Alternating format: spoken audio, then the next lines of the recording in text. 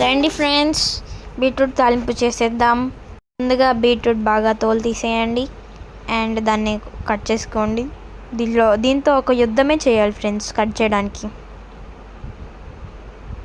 చేసిన ముక్కల్ని బాగా క్లీన్ చేసుకొని పెట్టేసుకోండి. స్టవ్ మీద ప్యాన్ పెట్టి ఆయిల్ పోయండి. ఆయిల్ బాగా వేగాక ఆవాలు జీలకర్ర వేసేయండి.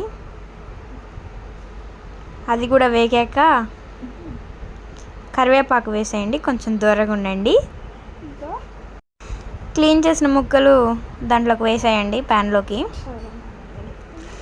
బాగా కలుపుకొని ఒక 5 minutes పెట్టుకోవాలి స్టవ్ మీదే.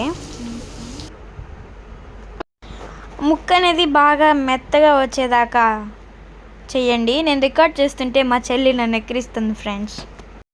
బాగా వేగిన ముక్కల్లో పసుపు, ఉప్పు, వేరుశనగకాయల పొడి బాగా వేసుకొని కలుపుకోండి.